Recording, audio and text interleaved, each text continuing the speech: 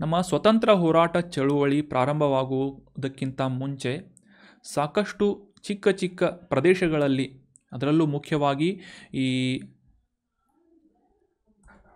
ಬುಡಕಟ್ಟು ಸಮುದಾಯದ ಜನರಿಂದ ಸಾಕಷ್ಟು ದೊಡ್ಡ ಪ್ರಮಾಣದಲ್ಲಿ, ಅಂದರೆ ಅವರ ಕೆಪಾಸಿಟಿಗೆ ಮೀರಿ ಬ್ರಿಟಿಷರ ವಿರುದ್ಧ ಹೋರಾಟವನ್ನು ನಡೆಸಲಾಗಿತ್ತು.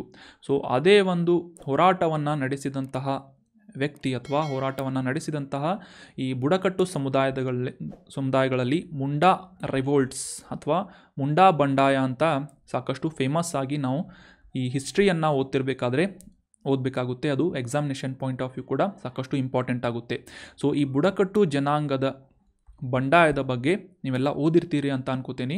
ಸೊ ಅದೇ ಒಂದು ಬುಡಕಟ್ಟು ಜನಾಂಗಕ್ಕೆ ಸೇರಿದಂತಹ ಮುಂಡಾ ಅನ್ನುವ ಜನಾಂಗ, ಇದರ ನೇತೃತ್ವವನ್ನು ವಹಿಸಿದಂತಹ ಅಥವಾ ಒಂದು ಸ್ವತಂತ್ರ ಹೋರಾಟದ ಸಮಯದಲ್ಲಿ ಆ ಒಂದು ಮುಂಡಾ ಬುಡಕಟ್ಟು ಸಮುದಾಯದ ನೇತೃತ್ವವನ್ನು ಮಾಡಿದಂತಹ ಸ್ವತಂತ್ರ ಹೋರಾಟಗಾರ ಯಾರು ಅಂತಂದರೆ ಬಿರ್ಸಾ ಮುಂಡಾ ಅಂತ ನಾವು ಗುರುತಿಸಬೇಕಾಗುತ್ತೆ.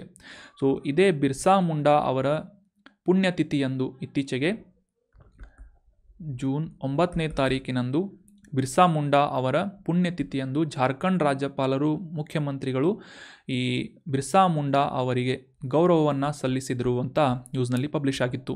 ಸೊ ಹೀಗಾಗಿ ಈ ಬಿರ್ಸಾ ಮುಂಡಾ ಯಾರು ಮತ್ತು ಈ ಮುಂಡಾ ರಿವೋಲ್ಟ್ ಬಗ್ಗೆ ಈ ಒಂದು ಆರ್ಟಿಕಲ್ನಲ್ಲಿ ಡೀಟೇಲ್ ಆಗಿ ಅಂಡರ್ಸ್ಟ್ಯಾಂಡ್ ಮಾಡ್ಕೋಣ.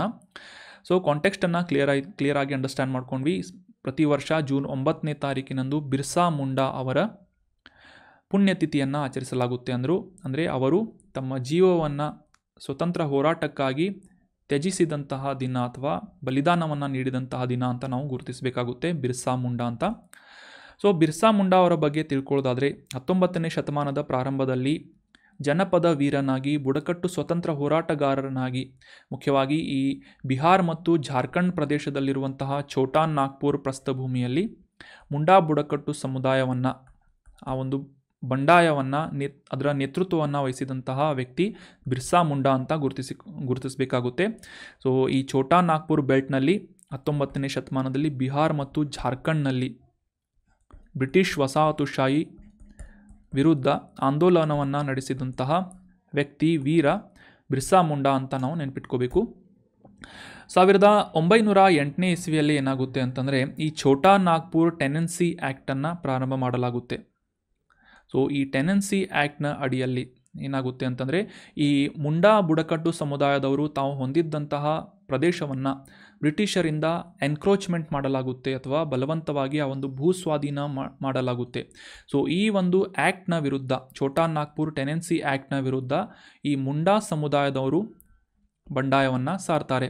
ಸೊ ಇದೇ ಒಂದು ಬಂಡಾಯವನ್ನು ಸಾರಿದಂತಹ ಮುಂಡಾ ಸಮುದಾಯದ ನೇತೃತ್ವವನ್ನು ವಹಿಸಿ ಆ ಮುಂಡಾ ಸಮುದಾಯದ ನಾಯಕನಾಗಿ ಬ್ರಿಟಿಷರ ವಿರುದ್ಧ, ಈ ವಸಾಹತುಶಾಹಿಗಳ ವಿರುದ್ಧ ಹೋರಾಟ ಮಾಡಿದಂತಹ ವ್ಯಕ್ತಿ ಯಾರು ಅಂತಂದರೆ ಬಿರ್ಸಾ ಮುಂಡಾ, ಒಬ್ಬ ಸ್ವತಂತ್ರ ಹೋರಾಟಗಾರ ಅಂತ ನಾವು ಗುರುತಿಸಬೇಕು. ಸೊ ಆದಿವಾಸಿಗಳು ಈ ಬ್ರಿಟಿಷರನ್ನು ಸಾಮಾನ್ಯವಾಗಿ ಉಲ್ಗುಲನ್ ಅಥವಾ ಡಿಕುಗಳು ಅಂತ ಗುರುತಿಸ್ತಿದ್ರು, ಅಂದರೆ ಹೊರಗಿನವರು ಅಂತ ಇವರನ್ನು ಗುರುತಿಸ್ತಾ ಇದ್ರು ಅವರ ಭಾಷೆಯಲ್ಲಿ. ಸೊ ಈ ಜಮೀನ್ದಾರಿ ಪದ್ಧತಿಯ ಇಂಟ್ರೊಡ್ಯೂಸ್ ಮಾಡಿದ ನಂತರ 1894ರಿಂದ ಈ ಮುಂಡಾ ಸಮುದಾಯದವರು ಬ್ರಿಟಿಷ್ ಮತ್ತು ಈ ವಸಾಹತುಶಾಹಿ ಜನರ ವಿರುದ್ಧ ಹೋರಾಟವನ್ನು ನಡೆಸಲು ಪ್ರಾರಂಭ ಮಾಡ್ತಾರೆ. ಸೊ ನಂತರ ಇವರ ರಿವೋಲ್ಟ್ ಏನಿದೆ ಅಥವಾ ಬಂಡಾಯ ಏನಿದೆ, ಬಂಡಾಯವನ್ನು ಬ್ರಿಟಿಷರಿಂದ ಹತ್ತಿಕ್ಕಲಾಗುತ್ತೆ. 1900 ಜೂನ್ 9 ಈ ಒಂದು ದಿನದಂದು ಬಿರ್ಸಾ ಮುಂಡಾ ಅವರು 25ನೇ ವಯಸ್ಸಿನಲ್ಲಿ ನಿಧನರಾಗ್ತಾರೆ. ಸೊ ಇದೇ ಒಂದು ದಿನವನ್ನು ಇತ್ತೀಚೆಗೆ ಬಿರ್ಸಾ ಮುಂಡಾ ಅವರ ಪುಣ್ಯತಿಥಿಯನ್ನು ಆಚರಿಸಲಾಯಿತು ಅಂತ ನಾವು ಅಂಡರ್ಸ್ಟ್ಯಾಂಡ್ ಮಾಡ್ಕೋಬೇಕು. ಸೊ ಇದು ಮುಖ್ಯವಾಗಿ ಭೂಮಿಯನ್ನು ಹಸ್ತಾಂತರಿಸುವಂತಹ ನಿಟ್ಟಿನಲ್ಲಿ ಪ್ರಮುಖವಾದಂತಹ ನಿರ್ಬಂಧನೆಗೆ ಕಾರಣವಾಗುತ್ತೆ. ನಂತರ ಬ್ರಿಟಿಷರು ಸಾಕಷ್ಟು ಮಾಡಿಫಿಕೇಷನ್ಸ್ಗಳನ್ನು ಮಾಡಿಕೊಂಡು ಈ ಮುಂಡಾ ಸಮುದಾಯಕ್ಕೆ ತಮ್ಮ ಒಂದು ಜಾಗವನ್ನು ಬಿಟ್ಕೊಡ್ತಾರೆ. 2000ರಲ್ಲಿ ಈ ಜನ್ಮ ವಾರ್ಷಿಕೋತ್ಸವವನ್ನು ಜಾರ್ಖಂಡ್ ರಾಜ್ಯವನ್ನು ಸ್ಥಾಪಿಸುವುದರೊಂದಿಗೆ ಈ ಬಿರ್ಸಾ ಮುಂಡಾ ಅವರ ಜನ್ಮ ವಾರ್ಷಿಕೋತ್ಸವವನ್ನು ಆಚರಿಸಲಾಗುತ್ತೆ. ಅಂದರೆ 2000ನೇ ಇಸವಿಯಲ್ಲಿ ಈ ಜಾರ್ಖಂಡ್ ರಾಜ್ಯ ಉದಯವಾಗುತ್ತೆ ಅಂತ ನಾವು ಅಂಡರ್ಸ್ಟ್ಯಾಂಡ್ ಮಾಡ್ಕೋಬೇಕು. ಸೊ ಇತ್ತೀಚೆಗೆ ಅಂದರೆ 2021ನೇ ಇಸವಿಯಲ್ಲಿ ನವೆಂಬರ್ 15ನೇ ತಾರೀಕಿನಂದು ಬಿರ್ಸಾ ಮುಂಡಾ ಅವರ ಜನ್ಮದಿನವನ್ನು ಜನಜಾತಿಯ ಗೌರವ್ ದಿವಸ್ ಅಂತ ಆಚರಿಸಬೇಕು ಅಂತ ನಮ್ಮ ಕೇಂದ್ರ ಸರ್ಕಾರದಿಂದ ನಿರ್ಧಾರ ಮಾಡಿ ಒಂದು ಡಿಕ್ಲರೇಷನನ್ನು ಮಾಡಲಾಗುತ್ತೆ. ಇದೇ ಒಂದು ಕಾರಣಕ್ಕಾಗಿ ಪ್ರತಿ ವರ್ಷ ನವೆಂಬರ್ 15ನೇ ತಾರೀಕನ್ನು 2021ರಿಂದ ಜನಜಾತಿಯ ಗೌರವ್ ದಿವಸ್ ಅಂದರೆ ಬಿರ್ಸಾ ಮುಂಡಾ ಇವರ ಜನ್ಮದಿನವನ್ನು ಜನಜಾತಿಯ ಗೌರವ್ ದಿವಸ್ ಅಂತ ಆಚರಿಸಲಾಗುತ್ತೆ. ಸೊ ನೆನ್ಪಿಟ್ಕೊಳ್ಳಿ, ವೆರಿ ಇಂಪಾರ್ಟೆಂಟ್.